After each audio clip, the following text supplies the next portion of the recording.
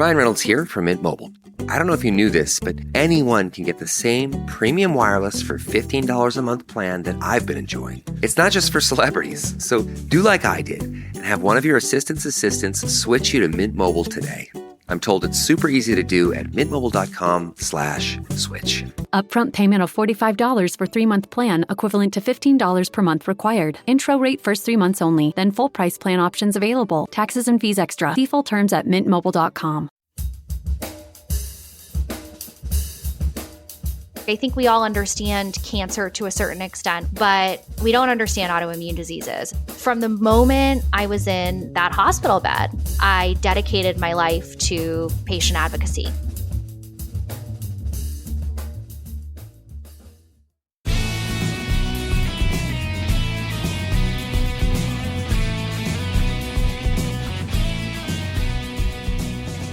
From Offscript Media, I am Matthew Zachary, and this is Out of Patience. On today's show, Lilly Stairs. She's the founder of Patient Authentic, which is exactly as it sounds. A bully pulpit that takes the chocolate that is the health tech sector and the peanut butter that are the nonprofits and makes the Reese's Peanut Butter Cup of social change that puts the patient at the forefront of every conversation. I think I did that right. Look, advocates are not born. They're made, often of their own condition, and Lilly is no exception, what with being diagnosed with psoriasis at the age of 7, and then both psoriatic arthritis and Crohn's disease at 19. Yep, she's been living in the shit happens store for quite a while, but with a level of gumption, moxie, and chutzpah, you gotta get the ch just right, that has made her one of the most influential voices of her kind in all the land. She's worked for pharma, bio, patient advocate groups, nonprofit organizations. Needless to say, she wears many hats. We spent a lot of our time on the show talking about what I call the donut hole of access between the health tech industry and the nonprofit sector. But with all that said, please enjoy my conversation with the one and the only Lilly Stairs.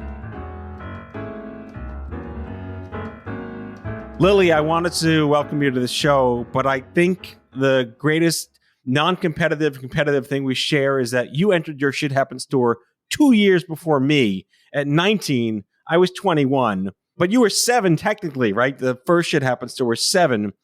Talk me through your childhood in understanding what this must have been like for you in school and your parents, for those listening out there who will relate and nod their heads. Yeah. Ooh, you did your research. You know the exact dates of all my diagnoses. Should I be concerned?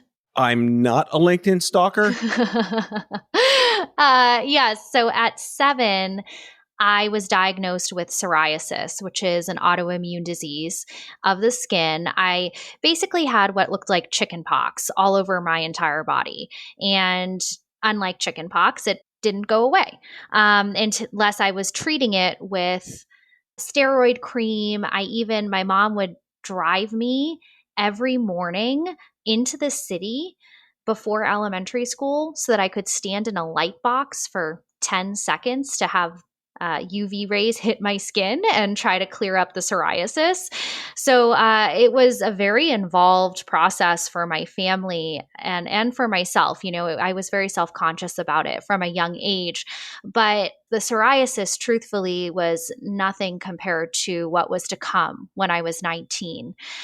I was unaware that psoriasis was an autoimmune disease when I was diagnosed. I had never heard the term. Not one doctor had ever said autoimmune. And I had never really heard the word autoimmune until I ended up being diagnosed back to back with psoriatic arthritis and Crohn's disease at the age of 19. Gesundheit. Gesundheit? Yeah. What do you mean? No, like that's a lot of syllables of crap. Yeah. Oh, I see. Yeah. Oh, God. Yeah, it is. And honestly, it was a very severe onset. So I had total body arthritis to the point that I couldn't move. My mom was dressing me and feeding me. And 6 months later, I ended up hospitalized for weeks. The physicians didn't know what was going on. I had this unbelievable stomach pain, unlike anything I had ever felt before in my life. They thought I was faking it because, unfortunately, this is something that happens to a lot of women in our healthcare system. People say it's all in your head. That's a whole other podcast topic, which we Sure can maybe is. get to later. But yeah, so I received that Crohn's disease diagnosis, and I honestly started Googling while I was in the hospital bed. And come to find out, I said, oh my God, I have this trifecta of 3 autoimmune diseases. And there are 50 million Americans living with an autoimmune disease, but it's not something you hear often, right? Like, I think we all understand cancer to a certain extent. We empathize with it, but we don't understand autoimmune diseases, and we don't understand how they wreak havoc and their lifelong conditions. And so from the moment I was in that hospital bed, I dedicated my life to patient advocacy. I didn't know what it was at the time, but I knew that I had to do something to help patients. What inspires me the most is the common threads. I mean, I had brain cancer at 21. I was also misdiagnosed, not taken seriously. And in all of my work in pediatric, adolescent, young adult cancer, the not taken seriously narrative is just, it's there. And it's enraging. But is there a forgiveness-ish part to this where these doctors aren't necessarily acutely trained to recognize this in younger people? Or when it is a chronic condition or an autoimmune disease that may typically be more in the younger audiences, how do they not know this? What are your thoughts on the empathic nature of primary care or specialty care? Yeah, that's a great point and a good question. So, first off, there are just so many studies that point to women not being taken seriously by their physician. And so I do think that is a problem that exists in and of itself, but we do have a problem with the way that physicians are taught, and physicians are taught to when they go into a specialty to focus on that one area of the body. So if you're a gastroenterologist, you're thinking about the GI tract. If you're a dermatologist, you're thinking about the skin. Rheumatologist, joints. And so with autoimmune diseases, you often need multiple specialists because you could have one disease, but it impacts a number of different places on your body. So psoriatic arthritis, for example, is going to impact your skin and your joints. And so it can be difficult for a physician who is so focused in their specialty to think outside the box and understand these autoimmune diseases on a more holistic level. And that's where patients end up getting misdiagnosed. They end up getting bounced around. And then once they are diagnosed, they really struggle to have their doctors communicating because they need to see so many and they're responsible for their care. So, I'm not sure if that answers your question, and it certainly doesn't solve the problem, but I do think that there's a lot of work we need to do in the education department when physicians are being trained. Yeah, I mean, I feel like we should create a new subspecialty called Dr. Jenga. Oh my gosh. I love that. I'm stealing it. You can steal it. I just said it. Public domain. Everyone's listening. Go, someone go register drjenga.com and make a fortune. I'll take a cut one day. Yeah. I want to go back to your entrepreneurial spirit because not everyone's born an advocate. Shit happens and you may become one. You may not want to become one. I didn't realize how pissed I was about what I went through until I met other people that went through it that I didn't know about. Mm-hmm. And how could I not know that there's peer support? How could I not know? How could I not know? You were 21st century. This was recent by comparison to my Stone Age crap. Where were you in the space of social media, digital community? What happened to you socially? How did you get woke to, oh my God, I'm pissed, I'm going to do something? Oh, that's a great question. Let's see, I was on Twitter at the time that I was diagnosed. And I was really just using it for like fun tweets about whatever I was posting about while I was in college. I can't tell you much about that. But I was on Twitter and I was on Facebook. And I really did go to social media right away when I was diagnosed. And I can't remember the exact path to how I got there, but I know that I found other patients living with autoimmune diseases on Twitter. And I started to see that they all had blogs.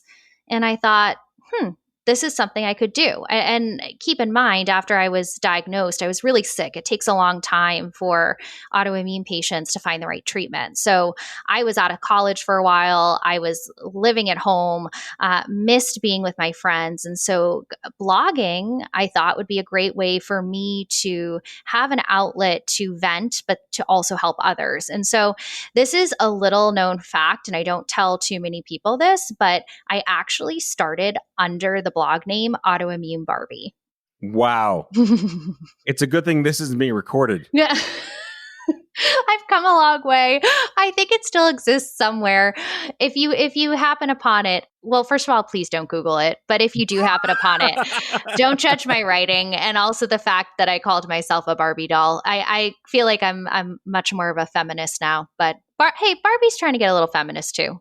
Yeah, I mean, I think she's come a long way. By the way, total sidebar for those listening, there's a this is one of my favorite Netflix specials. It's called The Toys That Made Us. And Barbie was one of the shows that they featured on season 1. So if you're Epicurious, check out Netflix, The Toys That Made Us, and the Barbie episode. Oh, I like it. That's a good plug. This podcast is not sponsored by Netflix. Certainly not sponsored by Netflix. Just sponsored by a great show I happen to like, says me. We use the words like gumption and moxie and chutzpah. Were you inherently born that way, or did this come out of you when you realized that you have this business head about you and you're also now the accidental advocate you didn't know you were going to be? Full of good questions, Matt. I'm impressed. I have been doing this for 18 years. You have. So I actually feel like this has just been an inherent part of who I am since I was born. I always definitely had moxie. My mom will tell you that from a young age, I was the only girl in a class of all boys at a preschool. And I used to tell them, ladies first on the swing. And be first in line. And so I think from a young age, that was always a part of me. And then when I moved into high school, I had watched my brother, who is a gay man and is just one of the most amazing people I know, one of the most talented people I know, be relentlessly bullied throughout his entire life. And it hurt me to watch people treat him so horribly for just being the person he was. And so I was inspired at that point in my life to start an anti-bullying group at my high school. And so this is where my entrepreneurial spirit actually started to come out at a young age, in that I was able to bring all of these people together from across cliques. I had jocks, I had kids in theater, quote unquote nerds. We had the popular kids. We had all of these people from, who came from different backgrounds, different cliques, came together to raise awareness and to try to stop bullying within our high school. And we ended up putting together an assembly that we brought to local schools within the area because it was so successful at our own school. And so from a young age, I definitely wanted to champion the underdog and had this entrepreneurial spirit to build movements that matter. You went to college? I went to college. And for what? What'd you study? I studied public advocacy and rhetoric. You might actually be one of the people that's doing what you did in college. Yes, true. It did sit under the communications umbrella, which often gets a lot of flack as being a major that's, sort of the easy major. But I have to say, I learned a lot in my college classes. I went to Northeastern University, which has an amazing co-op program. And I was diagnosed, of course, with my autoimmune diseases while I was in college. And I had professors that said, Lilly, you should go work in the biotech industry because this is the industry that's literally saved your life. And they were right. And so I actually got my start in biotech through Northeastern's co-op program. And the rest is history. I've been in healthcare ever since. Back with our guest after the break.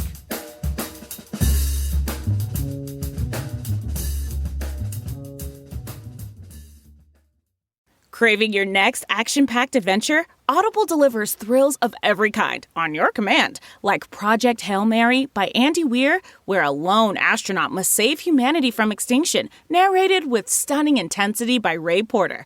From electrifying suspense and daring quest to spine-tingling horror and romance in far-off realms, unleash your adventurous side with gripping titles that'll keep you guessing.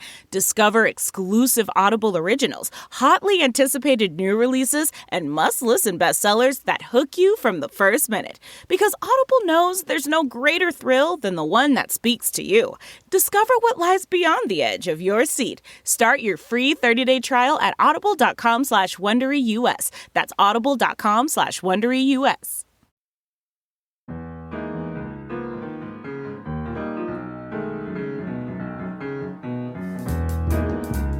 I was going to comment that you wear a lot of hats, and that's not necessarily typical anymore. A lot of people that we see that are in the biopharma world have been there a very long time. They just keep swapping jobs. But you've worn an advocate hat, a pharma hat. I think you have some agency-ish background as well. And you're also like a writer and a blogger and an influencer, and you use Twitter for Good, which is I'll put a hold on that because I want to get back to Twitter for Good because no one really puts those three words together a lot these days. So in terms of how you were able to muster being a patient while working in bio, I'll jump back for a second. My first job when I couldn't go off and be a film composer was working at an ad agency in healthcare that repped clients who made the drug that saved my life. And it was the weirdest confluence of like black hole and event horizon. And I really just want to get out of here. But I leaned into it. What was it like for you to join the bio world when you were a sort of a bio petri dish? That's another good question. I think that everybody has a different experience because I do know a couple of folks like yourself who are patient advocates who end up working in industry. And I know some people who they can't work in their own therapeutic area because in many ways it's too painful for them. And I leaned really hard into it. I was so excited that I had found this calling that I'm really passionate about and this space where I could work, which we spend a lot of our lives working. I could work and do something really meaningful. And so I was actively looking for any opportunity where I could be leveraging my skill set in marketing and advocacy to help support patients. And within the biotech space, of course, there were so many opportunities because patient advocacy at the time when I was getting started out, at the time when I was starting, it was this budding field. It hadn't been around for a long time. Not every biotech company had brought patient advocacy in. A lot of them still haven't. We still have work to do there, but it is definitely a lot more common. And so I learned about it as a career path and I said, this is what I've got to do. And I ended up, bouncing around. I was at an agency where I helped biotech and pharma companies build advocacy relations programs. And I actually ended up transitioning into health tech because I saw this gap where we saw pharma and nonprofit patient advocacy organizations working together, but I didn't see health tech working with patient advocacy organizations. It was this unmet need. It felt like nobody was really doing it. And so I said, I want to carve out a path for myself there because I love, I have this entrepreneurial spirit. I love building. And so how can we get these health tech groups to begin engaging with patient advocacy? And that's how I transitioned from biotech pharma over to the health tech side of things. Yeah, and that's really the meat and potatoes of what I think we could spend the rest of the show talking about is the gaps. I think we called it the donut hole of opportunity lost between the nonprofit advocate groups. I mean, I would say a select breed of the nonprofit advocate groups and the health tech sector. And just for our listeners, we talked about this like a week and a half ago and are kind of prepped to have, it really isn't like a BattleBots debate. It really is more of an intellectual conversation on where the gaps are and are there ways to, I guess, maybe put corks in the dam to make sure that the water stays where it needs to be. That was the wrong metaphor, but I hope people understand what the hell I'm trying to talk about. From my nonprofit hat, with regard to this specific conversation, I've always felt that since we were a fairly large, fairly reputable community of like niche patients, like millennials and Gen X patients, the health tech companies were looking for guidance and advice on how do they grow their product, how do they get focus groups and ad boards and insights. And they were hungry for that from the younger audiences. They didn't necessarily want to go to the boomers or the seniors. We had a captivated audience for them. And yet the reason that we had that captivated audience as a nonprofit was because we busted our ass doing fundraising all the time. We would not be who we were if we weren't busting our ass raising millions of dollars. So I felt it was unfair to give these companies access to the community that we built and struggled to build for so long without them paying us. Mm-hmm. Your turn. That was very eloquently said. And I think you've hit the nail on the head with how a lot of nonprofit patient advocacy organizations feel. And I empathize because, as you mentioned, and when we've been talking about my background, I wear a lot of hats, right? First and foremost, I'm a patient and I'm an advocate. I also sit on the board of the American Autoimmune Related Diseases Association, a patient advocacy nonprofit. I've worked with pharma companies and I've worked in health tech. So I empathize with all sides of the equation here. And you're right. Nonprofit organizations do work really hard to get to where they are, to build their community. And so much of their work has to be focused on fundraising for a lot of reasons, because number one being that it's really important that we continue to fund research that's going to usher in new treatments and cures for whatever therapeutic area you're focused in. But you also have a responsibility when you're in a leadership position at a nonprofit organization. You have to report back to your board, right? That you're bringing in revenue, you're fundraising for this therapeutic area. And so that's a challenge. And on top of that, I will add, nonprofits often have limited bandwidth. So you only have so many team members who can dedicate their time to partnerships. And oftentimes it makes the most sense to focus your energy on partnerships that are going to produce profit.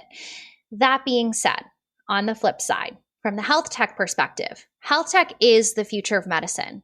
We have so many companies that are doing really amazing things and ushering in these new products to market that are going to change the way that patients live and already are changing the way that patients live for the better.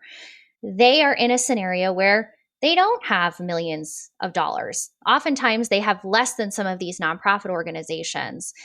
And they mean well. They want to work with patient advocacy organizations, but they don't have the funds to do so. And so how do we close that gap with people who are coming, these two camps? They both have a unique set of needs. How do we get them to work together? I believe there is a way, and I'm happy to talk about that a little bit more, but I'm curious to hear what your thoughts are on what I just shared. Right. So Stupid Cancer, my listeners know, people that know me, I have an agency background. I have thankfully not worked for pharma or bio. I've had enough to realize I never really want to do that. But I really believe that Stupid Cancer had an agency-like model to it. A, we did live events, and B, we had all broadcasting arm with the radio show. So I was able to kind of life hack the nonprofit model with regard to these opportunities where endless companies came to me because we could blast something to 20, 30, 50,000 people. Every radio show had 100,000 listeners. So they knew we could get the word out for them because we had built a massive audience. So at the end of the day, we had to create almost like a filtration system, a screening process to decide who are they? Are they made of cancer patients? I don't mean biologically. Are they looking to sell snake oil? Is this a valuable product? We had to become our own good housekeeping gatekeeper. And at the end of the day, when we realized that there were some that we believe, to your point, have intrinsic value for tens of thousands of people to be made aware of, to take advantage of, some of them were products that cost money. So do we really want to be the nonprofit that's asking them to donate to us and spend $200 for this test? Those are the ethical issues we face with regard to blowback and responsibility and transparency. So because we had a radio show, we were able to basically sell ads and do sponsorships of the show at a fraction of the cost of paying us what they would think they would do with another organization. And we had live events. We had 100 events a year with meetups and boot camps and conferences and our trade show. And we did like stunts like our road trip, and we had an app for a while. So all these adjacent ways that most nonprofits don't interact programmatically, we were able to do that for many of these health tech startups to get them off the ground. So I would consider how I decided to run that company with my team very differently than you go to a traditional or maybe a nonprofit that doesn't have a wacko like me who has an agency background running it. It's a gap. It exists. It still exists. What are your thoughts on how do you solve this, if there's a solution at all? Yeah, and I love the approach that you took. So you basically had an opportunity for health tech companies to get involved if you'd vetted them. And can I ask who was vetting all of these health tech company requests that were coming in? Because I have to assume there were probably a lot of them. Well, I mean, it was very snowballish. Once we did one, it's like the FOMO kicked in before the word FOMO was FOMO.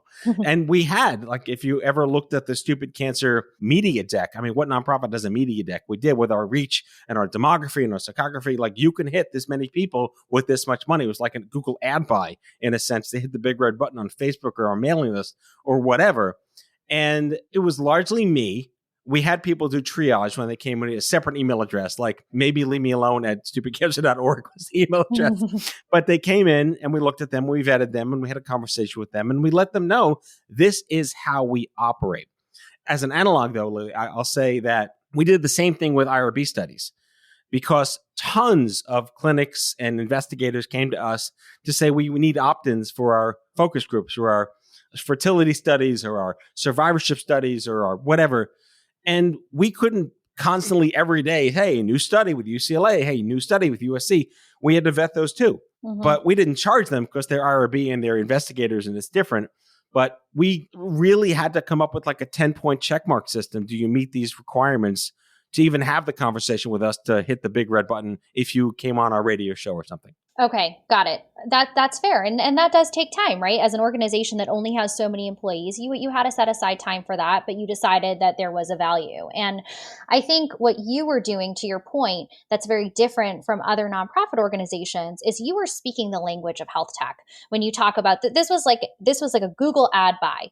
That's what these health tech founders and small teams understand, because they're reporting to investors who want to see this hyper growth, who are looking for these crazy metrics. And I think this is where we're struggling to close the gap, is that no one's speaking the same language. And I think that there are a lot of work needs to be done for health tech companies to understand how patient advocacy orgs work and vice versa. So a couple of solutions that I see that I think nonprofits of any size can implement. One of the first ones I recommend is to actually develop a volunteer council comprised of a patient. Now, when I say volunteer, everyone's volunteer except the patient. The patient gets paid, because patients should always be paid for their work. Hell yeah. Yes. Amen. So the patient's going to be paid. And then you bring in a physician, you bring in somebody with a VC background, you bring in somebody who works in the health tech ecosystem. You have a few different stakeholders that represent the community you're working with, as well as people with health tech savvy. And you bring them together to meet once a month, once a quarter. And what they do is they vet the requests of health tech companies that have made requests to partner with the organization. And this cohort can say, yes, we think this is a great asset to the patient community. We think that we should find a way to partner with this organization. We understand that it may not yield huge financial returns, but we know it's going to be a benefit for the community. So we want to invest the time and help this company out. Or on the flip side, this company is worthless. It's clear they're not talking to patients, and they don't really understand. They've created something that's not going to move the needle. We don't want to partner with them. And that way, it's this volunteer council that isn't taking time away from your core staff, but you're still able to field these requests and be able to support health tech companies as they come in and where it makes sense. What I will say is that for some of the larger companies, or some of the larger nonprofits, I should say, we're seeing some really innovative solutions coming about. And one that I wanted to specifically call out is from the Crohn's Colitis Foundation. They have an incredible program called IBD Innovate and IBD Ventures. And they actually are providing funding for solutions in health tech or med tech or small biotech that they believe are going to move the needle for IBD patients. And they are giving away, I believe it's grants up to $500,000 a year to support these organizations and giving them networking opportunities with other companies and pharma companies. So that is really special. And I credit the Crohn's Colitis Foundation and other organizations who have taken this step to really implement programs that are selective to health tech and startup companies, because they're not going away, right? Like we need to find a way to work together so that we can help patients and caregivers in the long run, which is what we're all ultimately trying to do. Is that analogous to like a nonprofit incubator or accelerator? Yes, they actually refer to it as an accelerator, which I think is really unique. I mean, I guess you'd have to be a business or you're a business, but you're a nonprofit of substantial enough size to be able to allocate a risk model to your budget expense forecasting. Oh, totally. I mean, this is for the big guys of the world, right? This is Right. the organizations that are bringing in a lot of money. For the smaller mom and pop nonprofit organizations, they're not going to be able to reach that scale at this point, and that's okay. But they still have access to members of the community. They have the opportunity to raise brand awareness about some of these products that could be of benefit. And quite frankly, I feel they have a responsibility to do so. That's what patient advocacy is. That's what we're here for, organizations, is to help patients and provide them with resources. And so, forming that council and having that checklist that you mentioned, which I'm going to follow up with you on that because I want to see what your checklist is and compare it with mine. Okay. Challenge accepted. We'll see who comes out on top. I mean, there definitely was a level of, like, I'll say leadership guilt because, yes, why wouldn't we want to tell our community about fabulous resources that they should be made aware of to take advantage of if they have access to them or can afford them? Yes. Like, we could be the supermarket for our community, and here's the stuff on the shelves. But I keep going back to the fact that we wouldn't be the supermarket if we weren't well funded.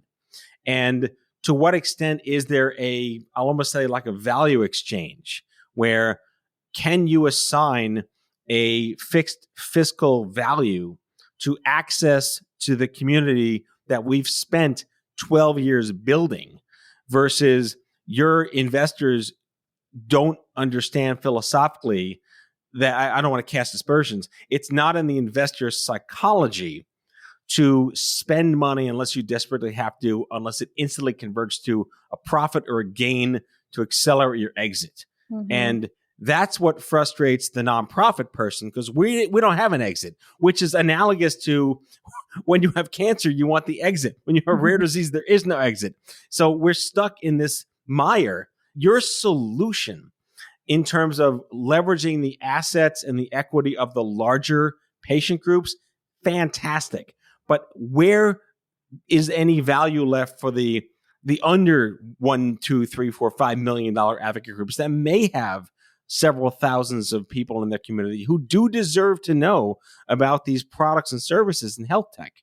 Yeah, it's a great question. And again, it's like we see this conundrum of you've got to fundraise. You're a great organization because you spend a lot of your time fundraising. And I don't think that I am not sitting here arguing that patient advocacy organizations should pull significant time away from that because it's not a reality.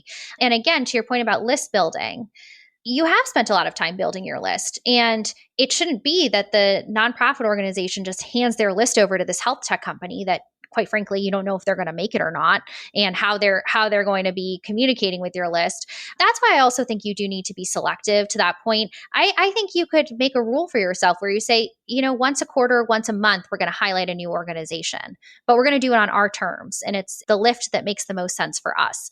I also think that especially for the smaller organizations, it would be helpful to think about ways that you can develop a mutually beneficial relationship that may not necessarily be financially driven.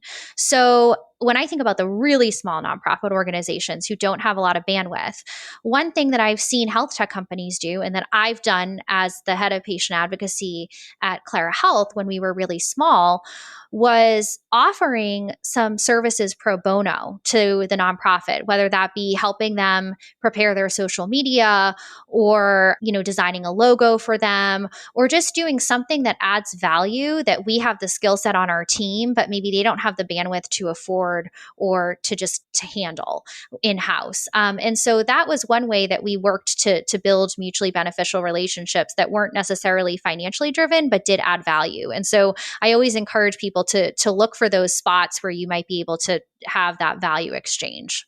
I think this is a conversation we will be continuing because I just had an idea about Tinder for health tech and nonprofits. Oh we my can God. discuss that on the next exciting episode of How Are We Still Alive? No, I'm totally kidding. No more dating apps. No more. We're not putting the dating apps onto the health tech and nonprofit spirit. Don't subject them to that madness. Oh, I know it's an insult to health and dating apps. All right, Lilly Stairs, a unicorn Renaissance woman, true advocate, vice chair of the board of directors of the American Autoimmune Related Diseases Association, lots of syllables, Gesundheit, founder and principal of Patient Authentic. What a pleasure. What an honor. More to come. Thank you for joining me. Thank you for hosting me, Matt. Such a pleasure. That's all for today, folks. If you like the show, be sure to subscribe, leave a review, follow us on social, and tell all your friends to listen. Out of Patience with Matthew Zachary is a product of Offscript Media. Our executive producer is Matthew Zachary. Our senior producers are Jen Horangeff and Andrew McDowell. Darren Tunn is our production intern. It is recorded, mixed, and edited by Matthew Zachary. Our theme music is by the Mike Van Allen Quintet and by Mara. For advertising and media inquiries, email media@offscript.com. Hit us up at contact@offscript.com to share comments, feedback, and make guest recommendations. For more information, visit offscript.com.